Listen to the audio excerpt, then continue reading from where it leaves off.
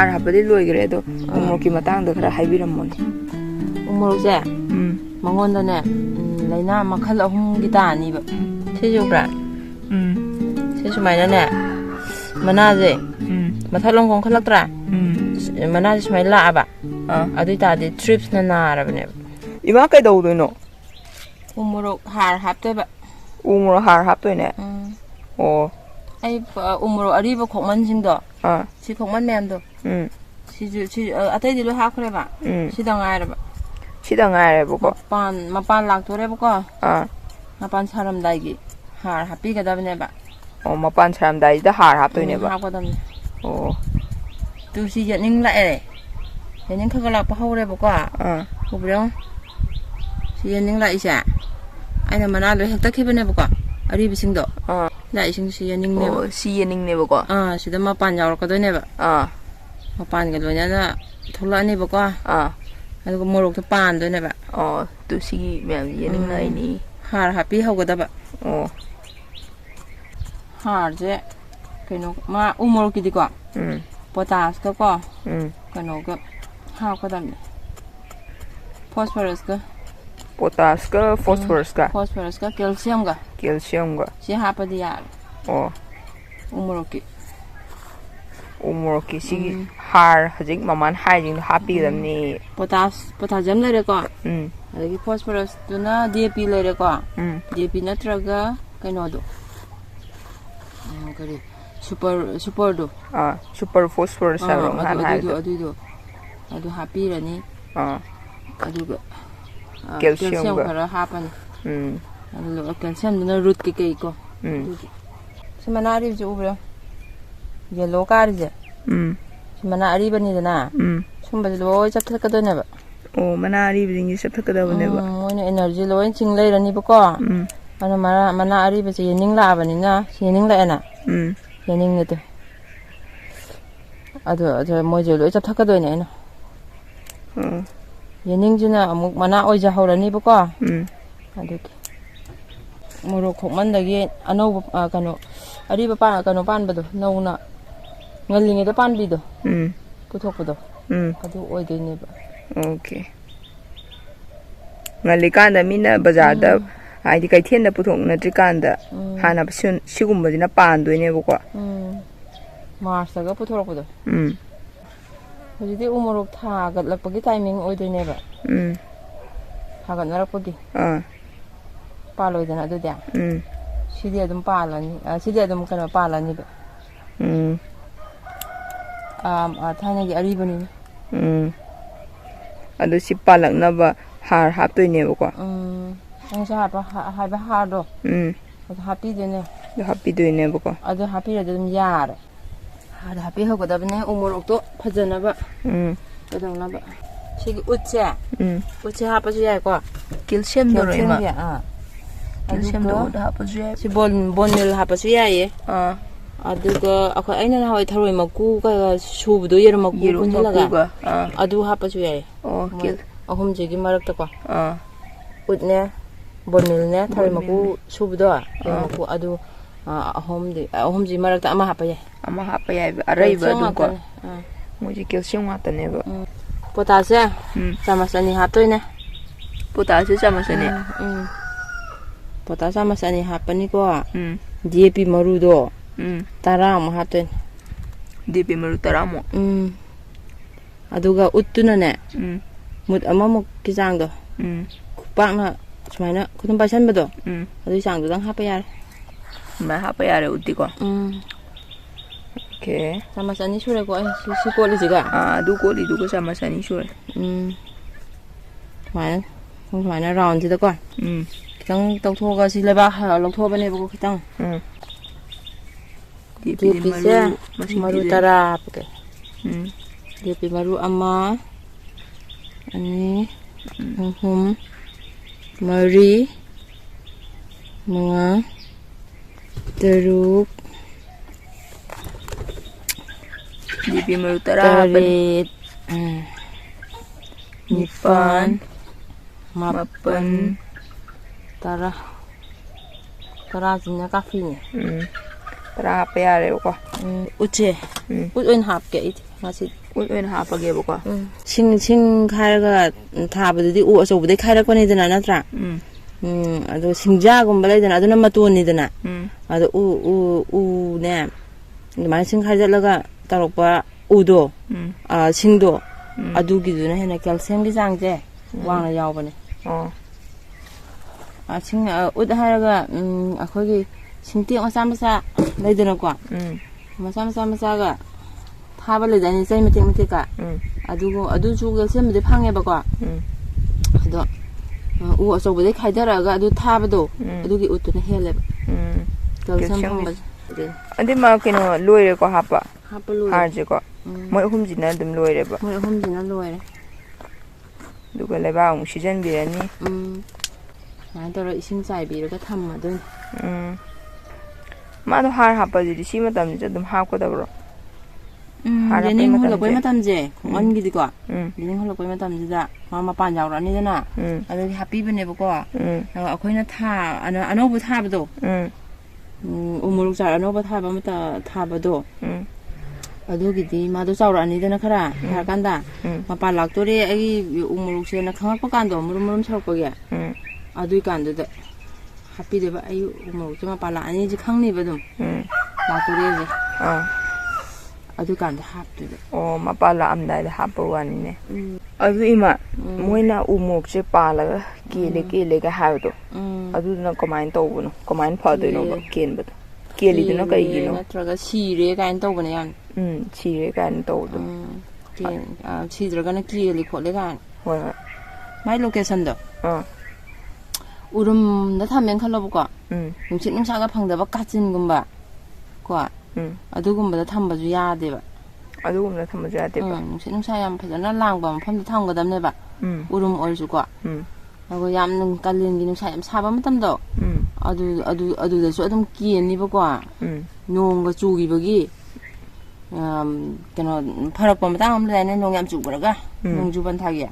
ꯑꯗꯨꯁꯨ ꯑꯗꯨꯝ ꯀꯦꯟꯅꯤꯕ ꯑꯗꯨꯁꯨ ꯑꯗꯨꯝ ꯀꯦꯟꯒꯅꯦꯕ ꯑꯗꯨꯅ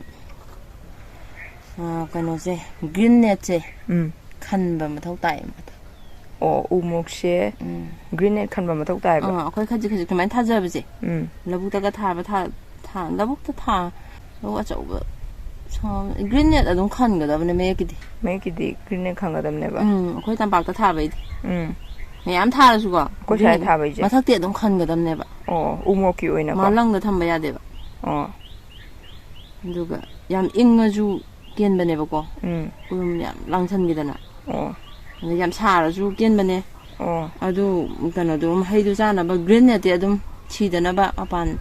ꯀꯩꯅꯣ ꯃꯍꯩ ꯀꯦꯟꯗꯅꯕ ꯃꯄꯥꯟ ꯀꯦꯟꯗꯅꯕꯀꯣ ꯃꯍꯩꯒꯗꯣ ꯇꯨꯛ ꯗ꯭ꯔꯣꯞ ꯇꯧꯕ ꯂꯩꯕꯅꯦꯕ ꯒ꯭ꯔꯤꯟ ꯅꯦꯠꯇꯣ ꯑꯗꯨ ꯇꯧꯗꯅꯕꯀꯣ ꯒ꯭ꯔꯤꯟ ꯅꯦꯠꯇꯣ ꯈꯟꯕꯤꯒꯗꯕꯅꯦꯕ ꯒ꯭ꯔꯤꯟ ꯅꯦꯠ ꯑꯩ ꯈꯜꯂꯤꯁꯨ ꯎꯗ꯭ꯔꯣ ꯑꯩꯈꯣꯏꯁꯨ ꯒ꯭ꯔꯤꯟ ꯅꯦꯠ ꯈꯟꯕꯅꯦꯕꯀꯣ ꯑꯗꯨꯅ ꯁꯤ ꯍꯧꯗ꯭ꯔꯤꯅꯦ ꯁꯤ ꯃꯈꯥꯁꯤꯗꯅꯦꯕ ꯎ ꯃꯣꯔꯣꯛ ꯊꯝꯃꯤꯁꯦ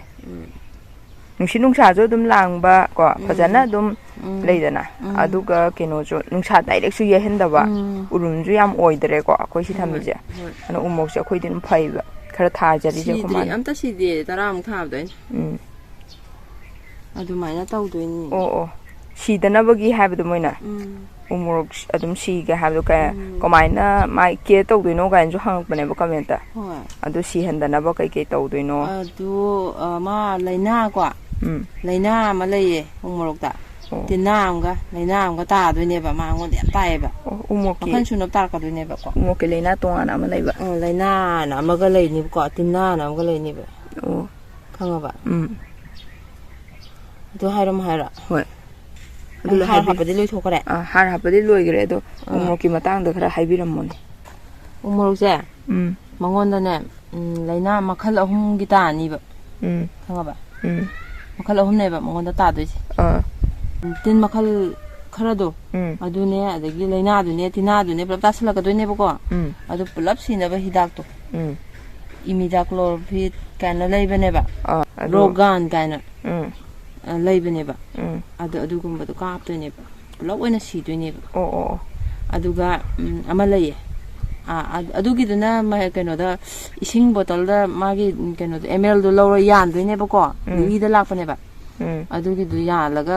ꯀꯥꯞꯀꯗꯣꯏꯅꯦꯕ laina makhal singdo suna tasalakpagi si moido adu taradi sidoineba umorokse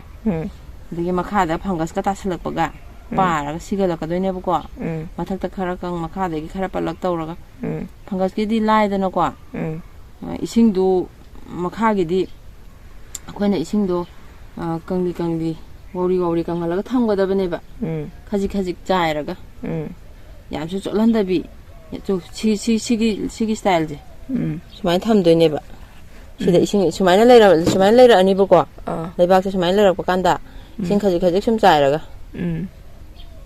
jolong yam chandabi da ko khajik chaira sumai sum thamdoineba inindi leiba leibak se mai shul je sumai le hello habani ne inindi leijaraga ko mai thamga jo lauredana jo launa dum tigi jai leiraba jo laurani ko de ta de siraneba marada fungus laga marada siba horani ba duidana fungus na ko mathakta gi siba duna ko kangakpaduna sagi laina makhal ahumdo laina tinado duna sidune aduna sidoiba ma siba je ising so lawba yama leire fungus tasanbagi marada duga amana laina tinan taroga siba ma adudi sigi ma soil de jong daga daiba soil gi makha ju poleba ko koina soil je khari yenga phajana sembiba tar ma tharam dai ji ma soil chamkat pa kanje soil de ju khara adum leiduineba adudi ma je soil je sigi soil je tha da haiba leibro ai gi soil do phajana aina sum sai go dingi sum tharak padi ko kaino da thae chinglebak da adi ma chinglebak da tha do ro komai do chinglebak ta nga ta thaba se mi sing di umur ki chinglebak ta ama sana bani na hainai dana hainadra haine adu chinglebak tu adu nga ta song tawru no ba a ching da phaja bai wane ba ko sta di amu nap lauro ka law sal legi dene ba ko adu chinglebak tu khar lawre dana adu ga khoi gi hingon gi garden soil do adu khar yan do ne ba du khar yan do hom law ba garden soil do khar yan bi re dana hingol lebak to yan to piraga adi ani dum mix tawra thaga damne ai sigi leibak si soil je hom law ba dai keno lengoi ga man garden soil ga kana to bai ne yan na bai ne nata de ka law de ne sing lebak to ada garden soil da nga ta tharen khalo bu ko ta di ma di yam chop oi ba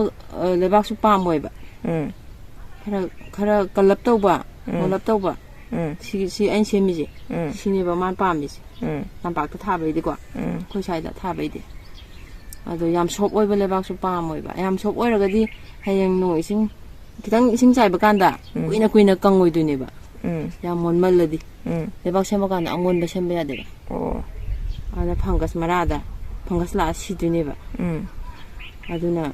kalap tawba yamna su kan da ba yamna su thota ba ko chang am da lei ba se soil sem de ne ba adu dinga sai ga aina ha ba garden soil ga kano ga yalla ga dum to la ga tha ba do aduna mai best soil oi do ba koi umurok smaina bora da tha bai je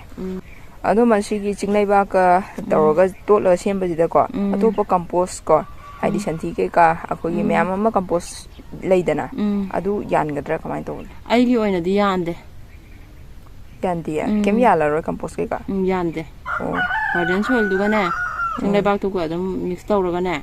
adum thab aduna ani dunam yare ba santi yande ai thajadre aina hawa yan gi bu ko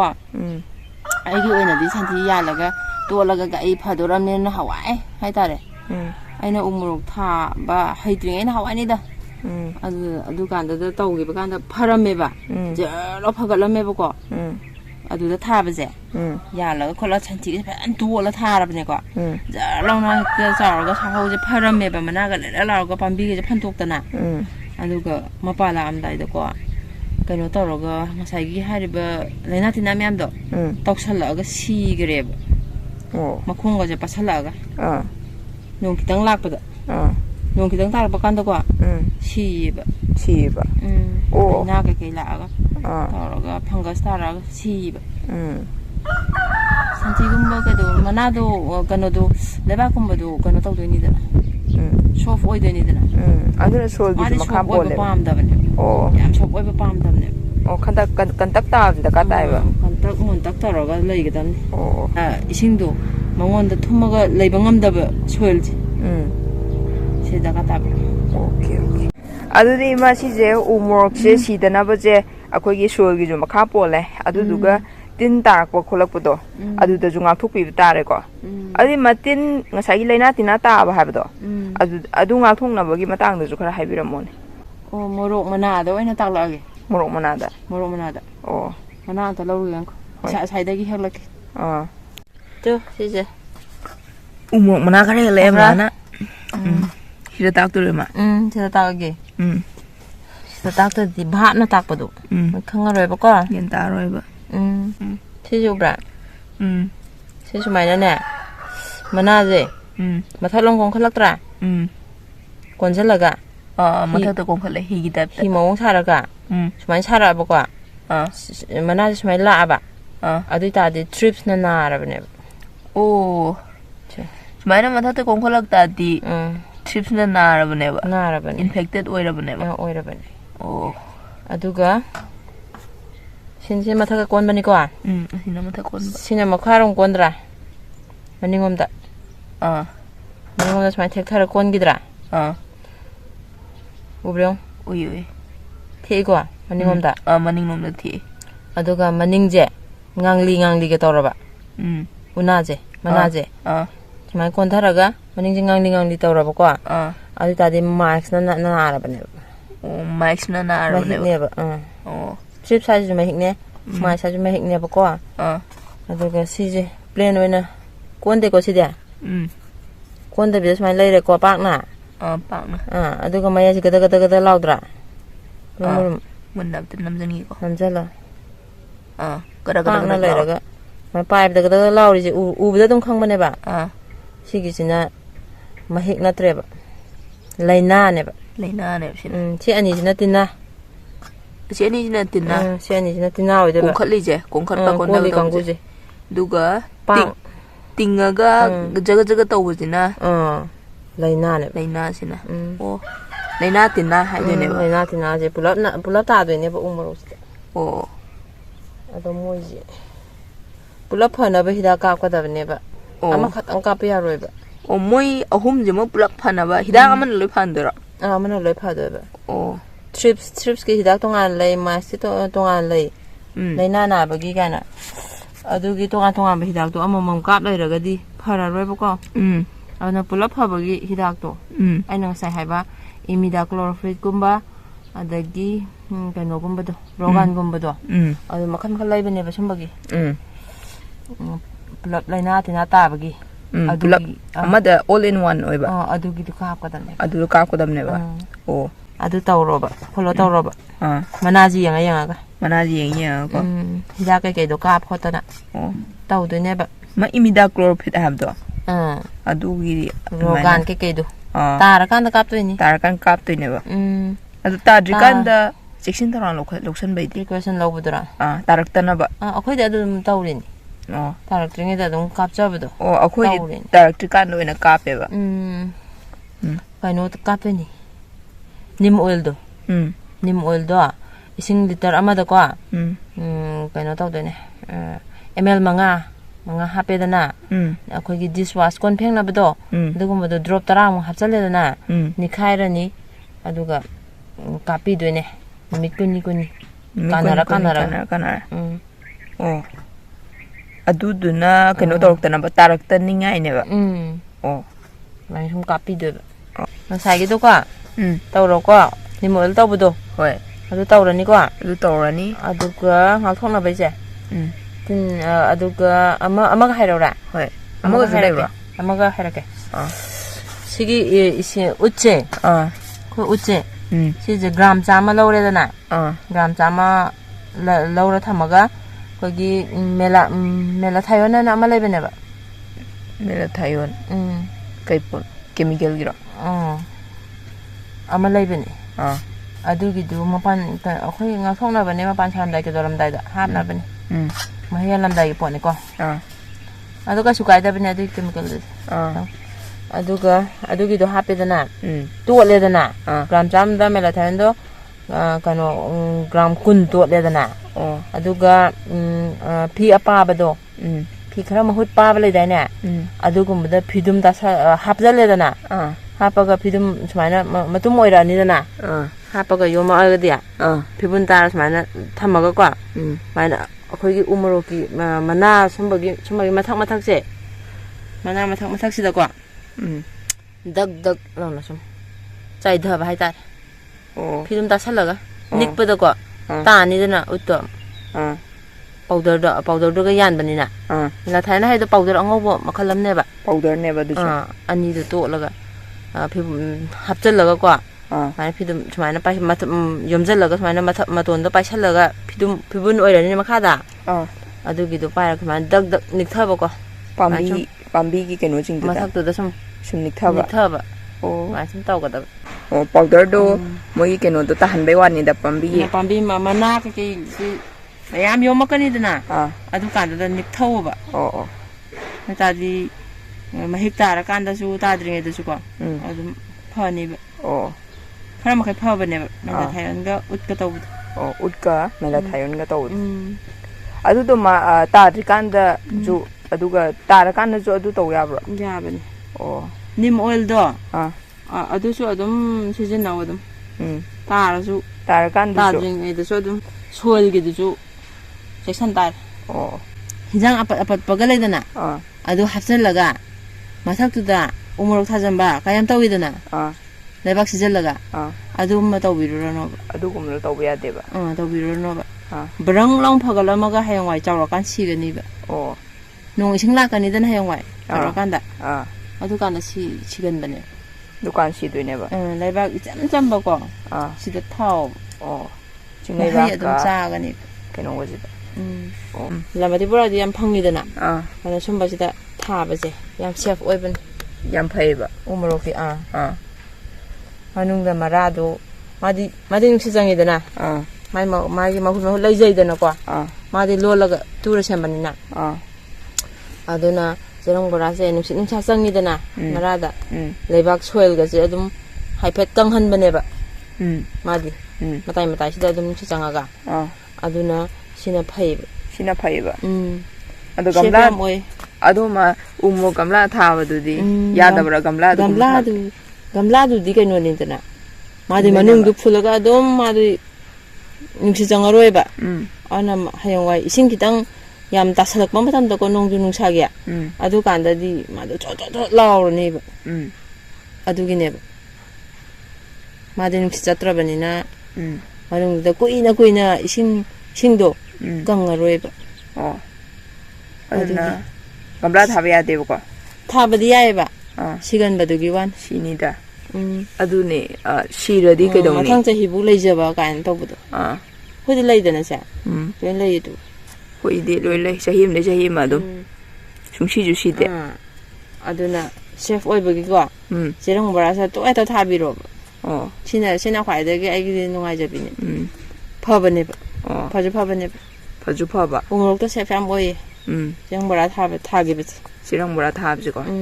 mawana si tai je umo har hapa yama ta adu umo che